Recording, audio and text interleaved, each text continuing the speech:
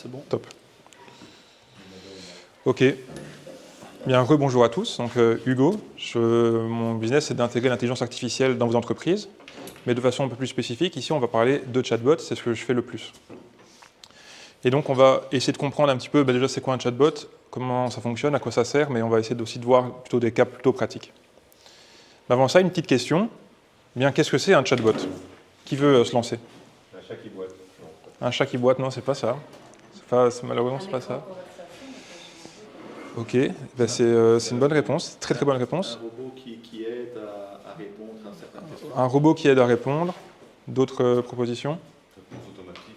Réponse automatique, ok. Ben, c'est plutôt la réponse de Véronique qui est exacte. C'est un chatbot, bien c'est ça. Donc vous reconnaissez, bon, c'est un peu flou mais vous le reconnaissez. Et ça ressemble très fortement à quelque chose que vous connaissez très très bien. C'est l'interface de messagerie instantanée, comme sur les SMS, WhatsApp, Messenger, l'interface de messagerie instantanée que tout le monde connaît. Donc, un chatbot, en fait, qu'est-ce que c'est? C'est juste et rien de plus qu'une interface graphique. Donc, ici, on utilise le mot technique front-end. C'est ce qui est front-end, c'est ce qui est présenté aux visiteurs, c'est ce qui est mis en avant, c'est ce qui est visuel. On parlera après du back-end, on parlera juste après. Et donc, un chatbot, au final, ce n'est pas la logique d'exécution qui est derrière, ce n'est pas la réponse automatique, ce n'est pas les capacités du chatbot, c'est vraiment juste l'interface. Au même titre que l'interface pour envoyer des SMS, que l'interface de WhatsApp et l'interface de Messenger. Donc, quand vous avez des chatbots qui sont... souvent, il y a parfois une connotation négative. Un chatbot, c'est juste ennuyant, ça vient déranger l'expérience sur le site, ça ne fonctionne pas bien. Mais le problème, ce n'est pas le chatbot en lui-même, c'est ce qui est derrière, c'est la logique d'exécution qui est derrière. Et donc, si on part de ce principe-là, ce qui est important, c'est ce qui tourne du coup derrière, ce qu'on appelle le back-end. Le back-end, c'est ce qui n'est pas visible par le visiteur, c'est ce qui n'est pas présenté, c'est ce qui va orchestrer tout en fond. C'est ce qui va s'occuper de la logique d'exécution, le premier point. C'est également ce qui va régir le fonctionnement global du chatbot, de ses capacités, de ce qu'il va pouvoir faire. Et sur base de ça, on comprend bien que si on n'a pas une stratégie très, très claire de ce qu'on veut faire avec le chatbot et de ce qu'on veut mettre en avant, eh bien, il ne servira à rien, il ne fonctionnera pas bien.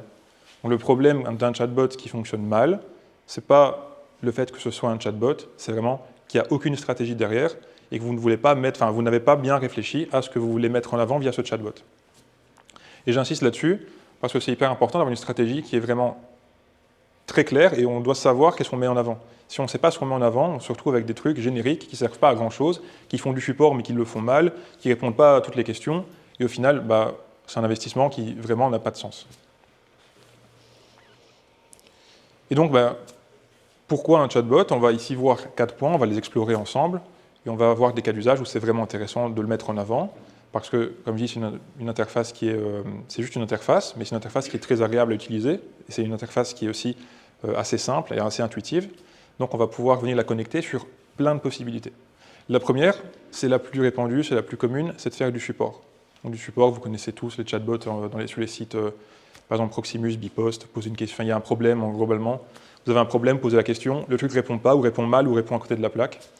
Et s'il répond plus ou moins bien, vous posez une question après et ça ne fonctionne plus. Ce qui est dommage, en fait, avec cette approche, c'est que c'est souvent utilisé sur des grosses entreprises où il y a une structure immense derrière, type Bipost, où c'est impossible de gérer tous les cas particuliers.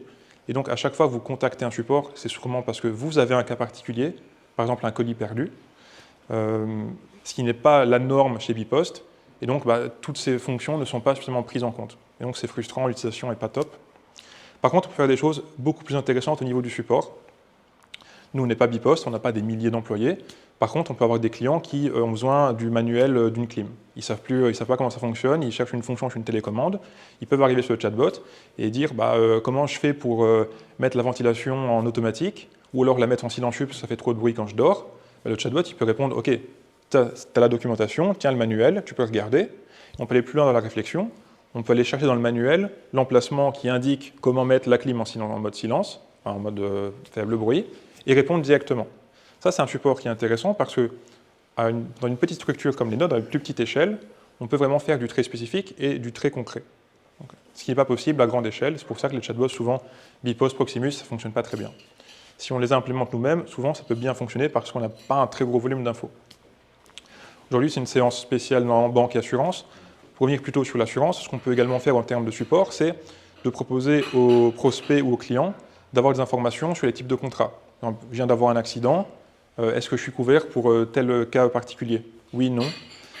Souvent, si vous avez des contrats qui sont assez génériques, si ce n'est pas à chaque fois un cas particulier par client, on peut répondre de façon générique et ça va couvrir peut-être 80% des clients ou des prospects s'ils veulent se renseigner, s'ils veulent un petit peu tester le contrat. C'est des choses qui sont possibles et qui sont intéressantes. On pourrait également guider les personnes, les clients sur des tâches plus spécifiques. Je viens d'avoir un accident, je ne sais pas comment remplir un constat, j'ai peur que la personne en face de moi avec qui j'ai l'accident, elle essaye de magouiller un petit peu le constat. Il est vendredi 23h, l'assureur ne va pas me répondre, je ne pense pas. Vous répondez Willing, oui. Ok, ils ne vont pas tous répondre. Par contre, le chatbot il est toujours disponible.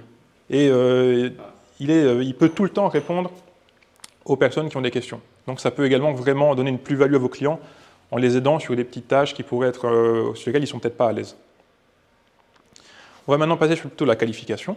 Donc l'autre gros aspect, en fait, qualification, engagement, c'est des choses qui vont plutôt aller ensemble, je vais expliquer pourquoi.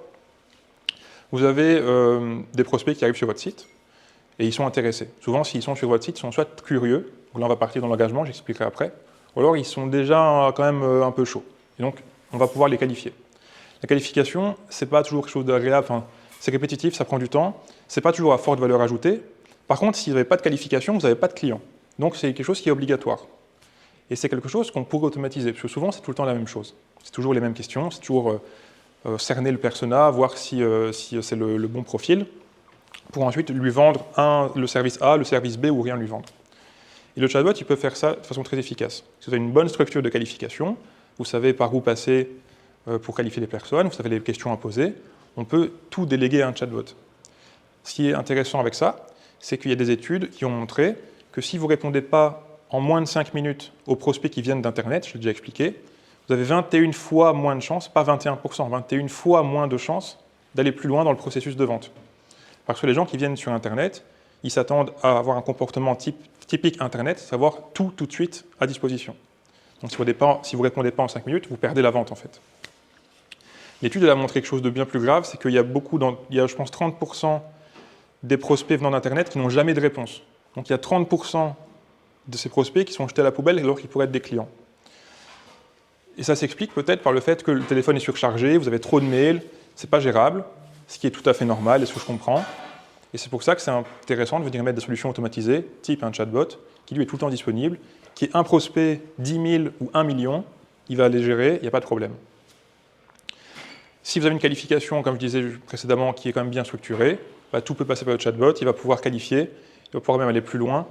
On peut déjà proposer des offres, on peut peut-être pas faire des devis parce que bon, c'est quand même un peu plus spécifique, sauf si vous avez des devis très génériques, on peut même déjà générer des devis, mais on peut donner des idées d'offres. Je viens pour une assurance de trottinette électrique, par exemple. Je suppose qu'il faut savoir l'âge de la personne, pas d'assurance, mais pour un vol de vélo, enfin peu importe. On va prendre un vol de vélo, il y a des assurances pour ça. Mais voilà, vous devez qualifier des personnes pour savoir quelle offre envoyer pour l'assurance pour le vol de vélo. Eh bien, si c'est des questions assez simples, on peut passer par là. Et ça permet de gagner du temps également. Gagner du temps et avoir capturé plus de prospects. On va maintenant passer sur l'engagement. Donc je disais, c'est un peu lié parce que la qualification, elle va être faite sur les prospects plutôt chauds, et l'engagement, elle va plutôt être faite sur les visiteurs qui sont curieux, mais qui ne sont pas suffisamment dans une phase d'achat.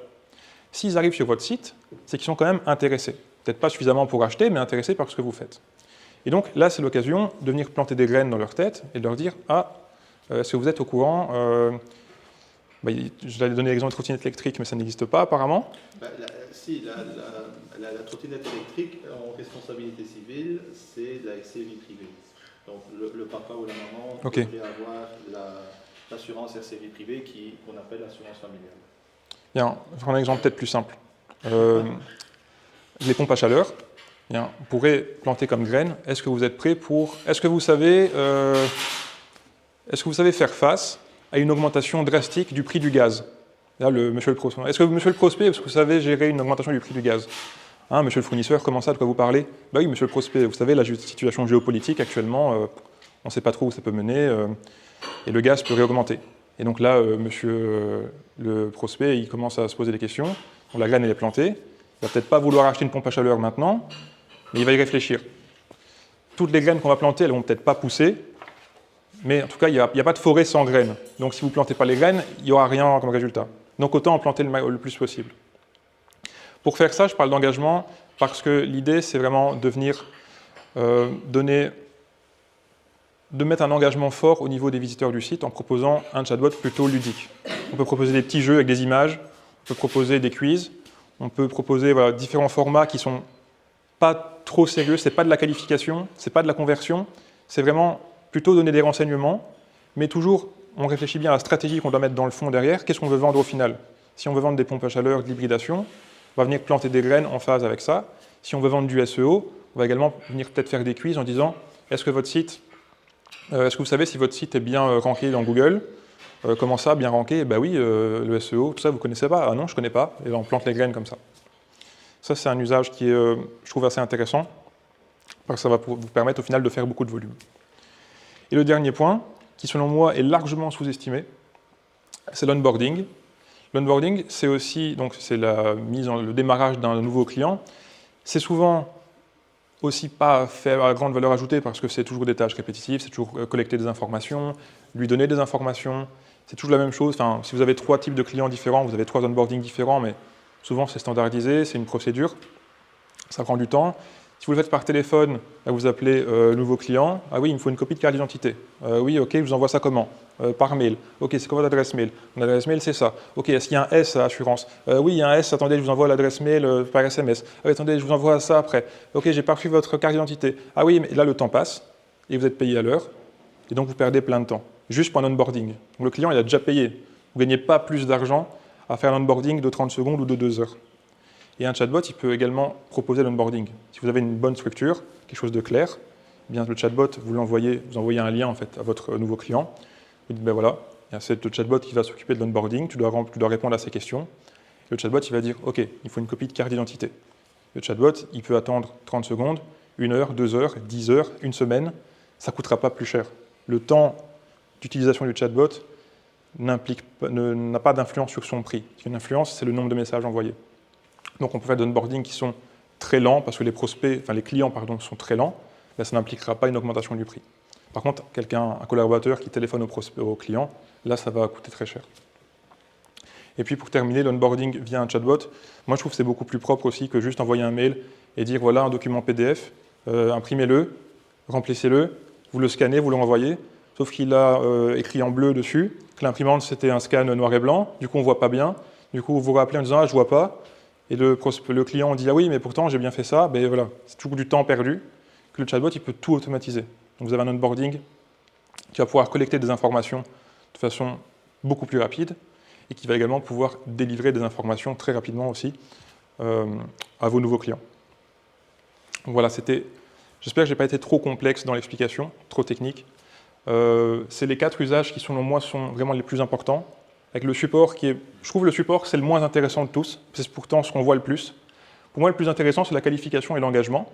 Et si vous avez beaucoup de nouveaux clients régulièrement, l'onboarding c'est aussi super intéressant. Donc voilà, je vous remercie pour votre écoute. Si vous avez des questions ou besoin de renseignements, voilà, je suis là.